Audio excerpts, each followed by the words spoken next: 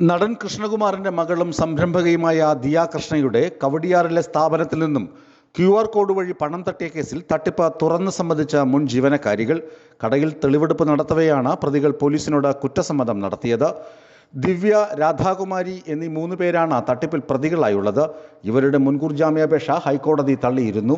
QR code ഉപയോഗിച്ച് ഇവരുടെ അക്കൗണ്ടുകളിലേക്ക് ഒരു ദിവസം 2 ലക്ഷം രൂപ വരെ പണം എത്തിയിരുന്നതായി പോലീസ് കണ്ടെത്തിയിരുന്നു. ദിയ കൃഷ്ണ നിർദ്ദേശിച്ചതിനെ തുടർന്നാണ് ദിയയുടെ QR കോഡ് മാറ്റി കടയിൽ തങ്ങളുടെ QR കോഡ് വച്ചതെന്നാണ് യുവതികൾ നേരത്തെ പറഞ്ഞിരുന്നത്. നികുതി വെട്ടിപ്പിന് വേണ്ടിയാണ് ദിയ തങ്ങളുടെ അക്കൗണ്ടുകളിലേക്ക് പണം നൽകിയതെന്നും പിന്നീട് ATM-ൽ നിന്ന് ദിയ പണം എടുത്തിരുന്നുവെന്നും പ്രതികൾ ആരോപിച്ചിരുന്നു. എന്നാൽ ഇന്നലെ നടത്തിയ ചോദ്യം ചെയ്യലിൽ അത് കള്ളമായിരുന്നുവെന്ന് യുവതികൾ അന്വേഷണ സംഘത്തോട് വെളിപ്പെടുത്തി. 3 പ്രതികളും ദിവസവും വാങ്ങുന്ന പണം പങ്കിട്ടെടുക്കുകയാണ് ചെയ്തിരുന്നത്. കടയിൽ കൊണ്ടുവന്ന് തെളിവെടുപ്പ് നടത്തിയപ്പോൾ എങ്ങനെയാണ് തങ്ങൾ പണം തട്ടിയതെന്ന് സാക്ഷികളുടെ സാന്നിധ്യത്തിൽ പ്രതികൾ കാണിച്ചു കൊടുത്തു. തട്ടിപ്പ് പണം ഉപയോഗിച്ച് യുവതികൾ സ്വർണം, സ്കൂട്ടർ എന്നിവ വാങ്ങി. സ്കൂട്ടർ ക്രൈംബ്രാഞ്ച് കസ്റ്റഡിയിലെടുത്തു. സ്വർണം സ്വകാര്യ പണമിടപാട് സ്ഥാപനങ്ങളിൽ പണയം വച്ചിരിക്കുകയാണെന്ന് പ്രതികൾ സമ്മതിച്ചു. ഇത് കണ്ടുകെട്ടാൻ നീക്കമാരംഭിച്ച ക്രൈംബ്രാഞ്ച് DYSP സ്ഥാപനങ്ങൾക്ക് നോട്ടീസ് നൽകി. ന്യൂസ് ഡെസ്ക്, വിസ്മയ ന്യൂസ്.